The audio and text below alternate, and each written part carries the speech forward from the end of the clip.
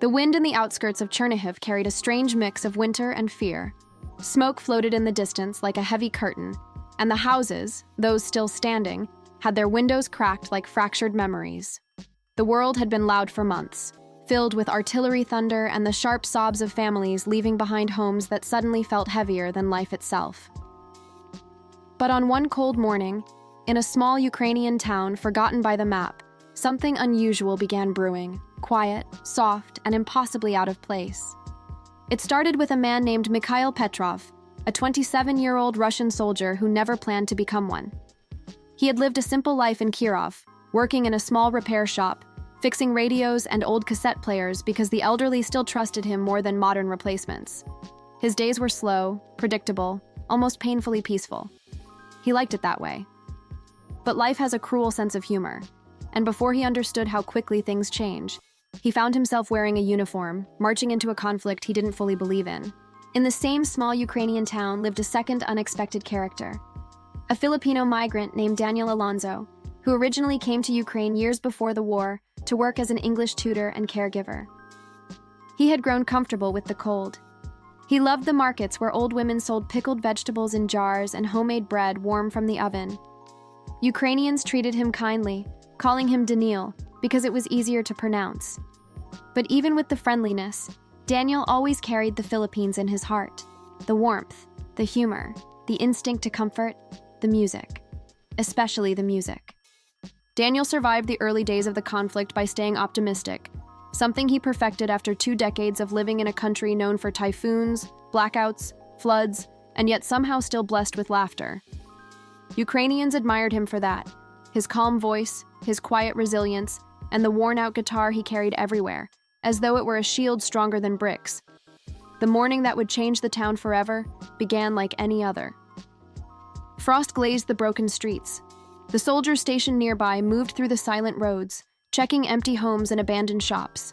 They walked cautiously, guns raised, nerves tightened. Mikhail walked among them, though his steps were slower, heavier. He stared at doorways and windows as if expecting a ghost to peek back. He was tired, not physically, but tired of the screams, the smoke, the orders, the uncertainty. He missed his mother's cooking. He missed the sound of his father snoring in the living room. He missed laughter. He didn't want to fight. He didn't want to aim his weapon at anyone who looked like they were simply trying to live. But war had no room for hesitation. That morning, however, something else caught his attention. A sound, soft, fragile, and gently weaving through the chilled air like it had no fear of bullets. A guitar. The notes were slow and heartfelt, plucking through the cold like rays of late afternoon sun. The soldiers froze, exchanging confused glances. Music was rare here, dangerous even, too loud, too exposing. Yet the sound persisted, bold in its softness. It wasn't Ukrainian, it wasn't Russian, it was something else entirely. Mikhail swallowed hard and raised a fist, signaling his unit to halt. The other soldiers crouched behind a wall, watching him inch forward. The melody pulled at him like a memory he never had. He took a careful step toward a partially damaged house where the light glowed faintly behind broken curtains. Inside, Daniel sat on the floor near a small stove, warming his hands between chords. The guitar was battered, strings slightly mismatched, but the music it produced was astonishingly pure. Daniel played a song he grew up hearing at family reunions, Sorry Sorry store speakers, and endless Sunday videoke sessions. The kind of song that spoke of longing, home, and love that survives storms. He sang softly, Kung tayo'y matanda na sana'y di tayo magbago. His voice wavered with raw emotion, not because he feared soldiers outside, but because the song itself always had a way of making him feel vulnerable. It reminded him of evenings in Manila, of his parents dancing slowly in the living room, of his grandmother humming while cooking adobo, of the warmth he missed every day.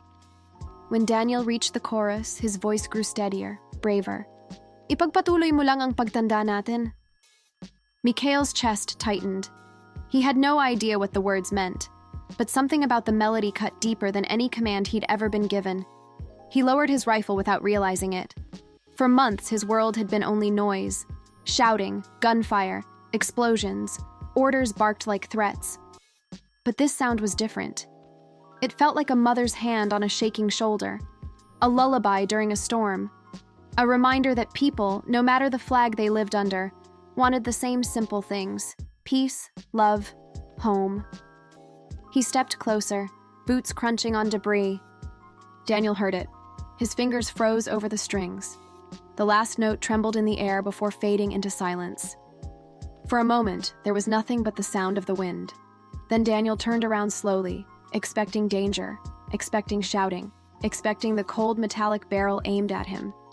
Instead, he saw a young man with trembling hands, eyes glistening, and a face that held something unexpected: pain. The kind of pain that didn't come from battle, but from regret.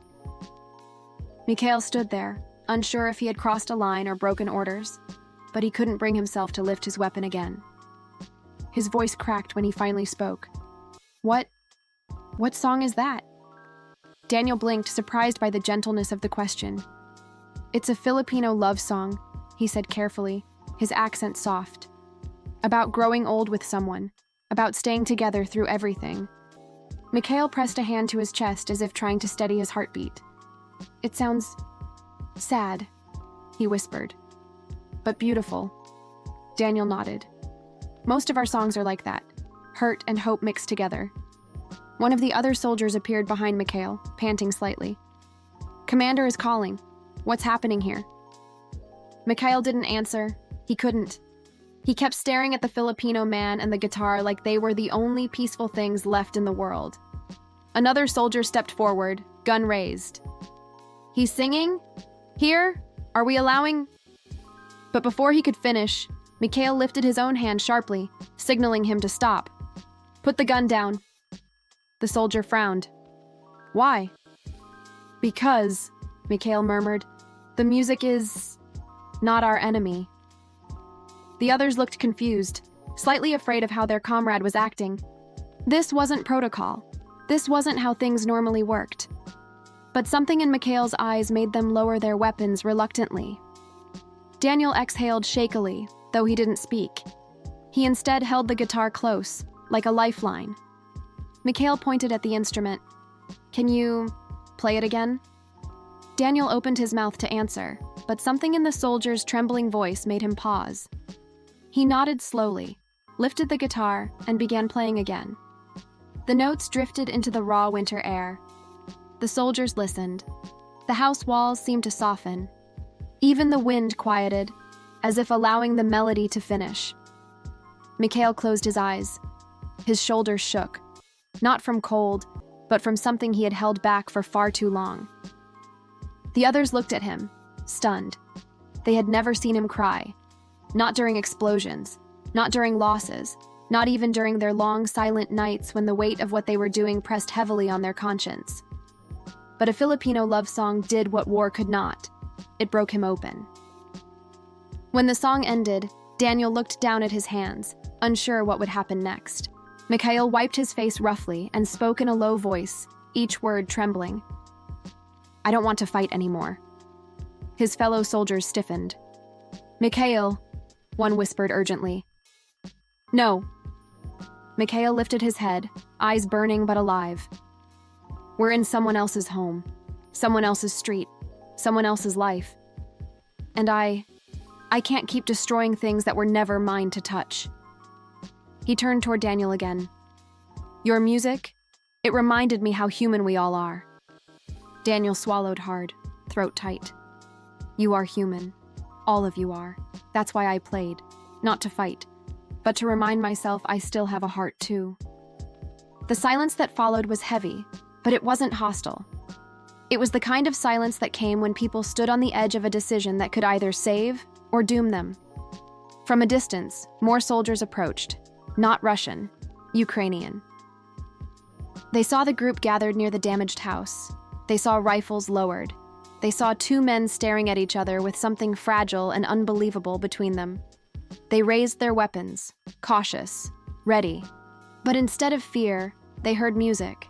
And instead of gunfire, they saw a Russian soldier with tears on his face. The Ukrainians hesitated. Their commander narrowed his eyes, uncertain. Daniel realized something quickly. One wrong reaction, one sudden move, and everything could shatter. He gently strummed a single chord, soft, calming, like a mother telling a child not to be afraid. Then he spoke in Ukrainian, his voice steady. "He's not here to harm us. Not anymore." The Ukrainian commander stared at Daniel, then at Mikhail, then back at Daniel. He had seen many things in war. Men broken, men hardened, men empty. But this fragile moment of humanity, was rare. He gave a slow nod. "Lower your weapons." The Ukrainian soldiers obeyed. The Russians did too. It was the first time in months that both sides stood so close without bloodshed. No shouting, no panic, just a stillness that felt sacred and terrifying. Daniel's fingers twitched nervously. "Do you want me to keep playing?" The Ukrainian commander exhaled. "Yes, play." And Daniel did. He played a Filipino song in the middle of a war zone. He played as Russians and Ukrainians, not enemies, not soldiers, but men, stood shoulder to shoulder in silence. He played while Mikhail stared at the snow and let his tears fall freely. And for the first time in that small Ukrainian town, the sound of music drowned out the sound of war. By noon, stories would spread across the nearby villages. By sundown, both sides would question the incident. By midnight, commanders miles away would demand explanations. But in that exact moment, between the chords of a guitar and the tears of a soldier, a ceasefire was born. Not enforced, not negotiated, but felt. A fragile peace created by a Filipino song. And this moment, this impossible, beautiful moment, was only the beginning.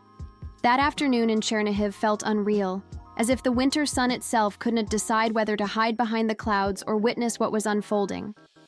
For the first time in months, the air wasn't filled with fear. Not a single bullet echoed. Not a single order barked. Even the wind seemed to move more gently, carrying the music across broken streets like it was delivering hope door to door. Daniel kept playing even after his fingers grew numb from the cold. He played because the soldiers, both Ukrainian and Russian, didn't move. They stood like statues, grounded not by command but by something deeper. They didn't know the words of the songs, but the melodies reached places language couldn't touch.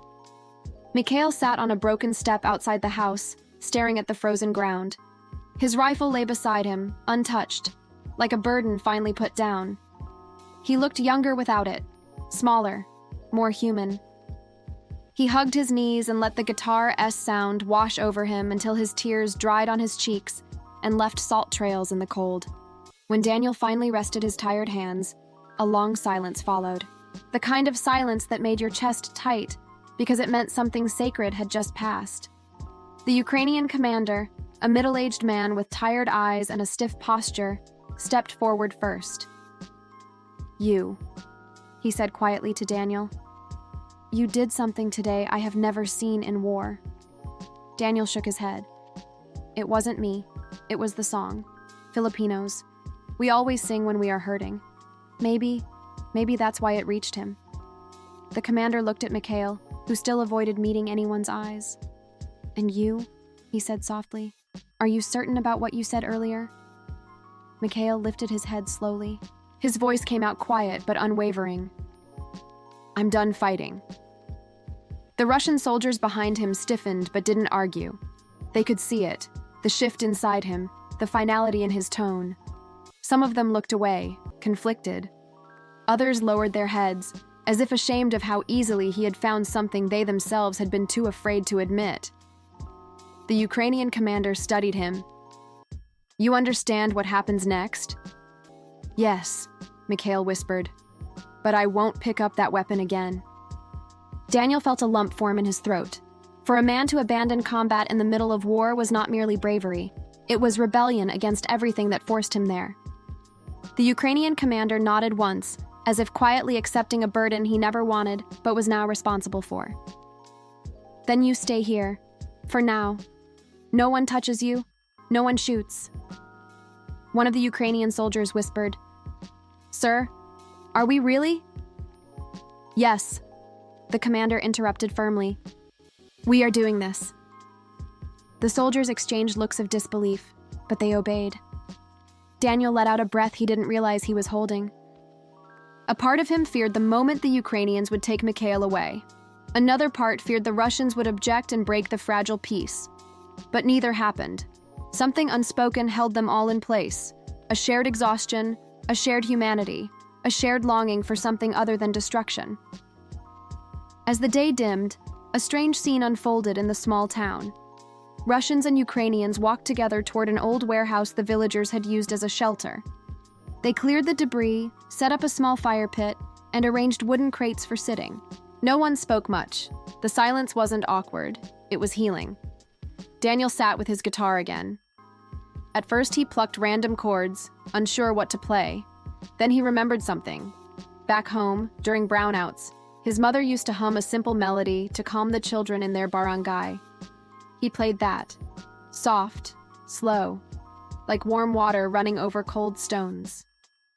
A Ukrainian soldier closed his eyes. A Russian soldier exhaled shakily. Mikhail placed his head in his hands. Night fell. The fire crackled. Snow began to drift down like pieces of paper falling from the sky. And for that one night, the war seemed to forget this place existed. The next morning brought the harshness of reality. By sunrise, the ceasefire that Daniel's song had created reached ears far from the town. Ukrainian officers arrived first, desperate for answers. Russian officers followed later, furious and suspicious.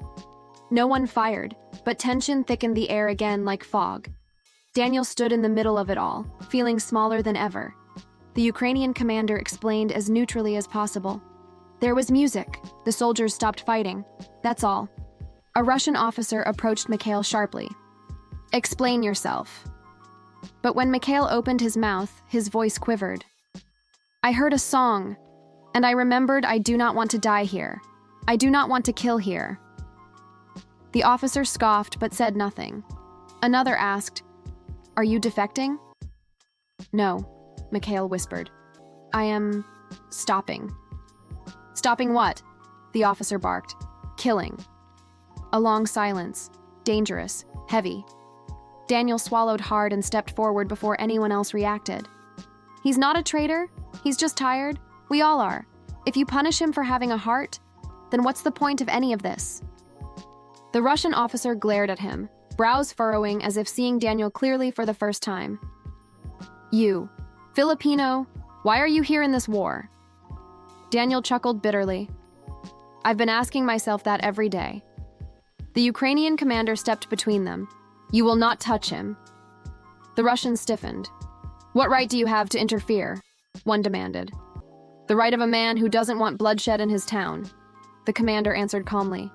You have many battlefields. Leave this one. Arguments escalated. Voices rose. Hands hovered near rifles. The fragile peace trembled. So Daniel did the only thing he could think of. He lifted his guitar and strummed a chord that echoed loudly through the cold morning. Everyone froze. Please, Daniel said softly. Let me play one more song before you argue. After that, do what you want. The Russian officers exchanged looks, confused but curious. Daniel began singing Anak. His voice cracked from exhaustion, but the honesty in it was overwhelming. The song spilled through the air like someone opening old wounds. Every soldier understood this melody, even if the words were foreign, because Anak wasn't just about Filipino families. It was about regret, mistakes, forgiveness, and the complicated love between parents and children. Even the Russian officers seemed taken aback by how the melody carried guilt and longing so powerfully.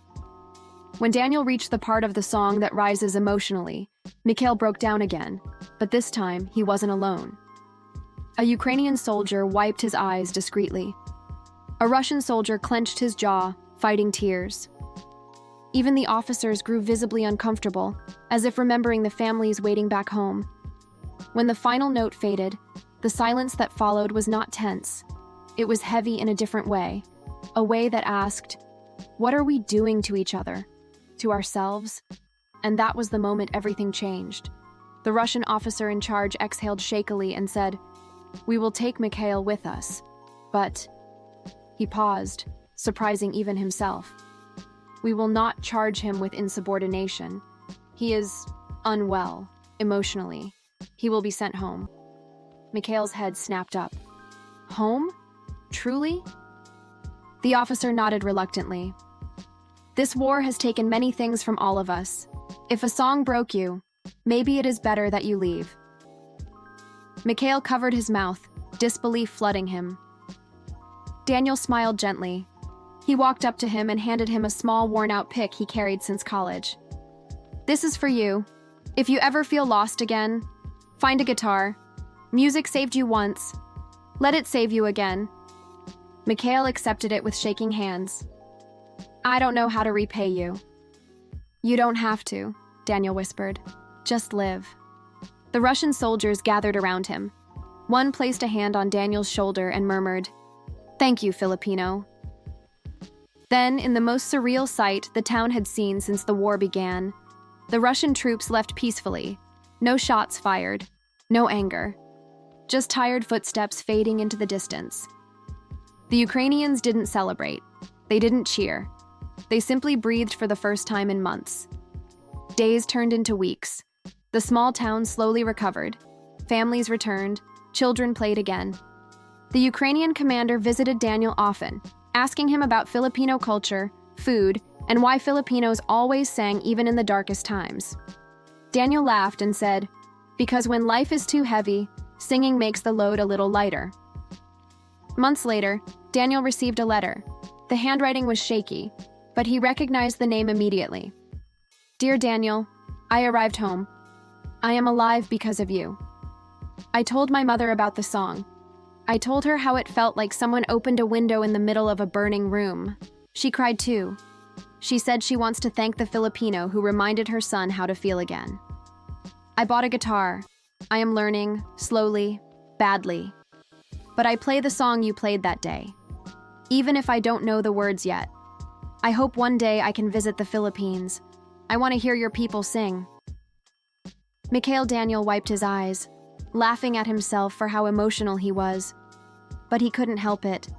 Because somewhere in the cold streets of Kirov, a young man who almost lost himself to war was strumming a Filipino love song that once saved his life.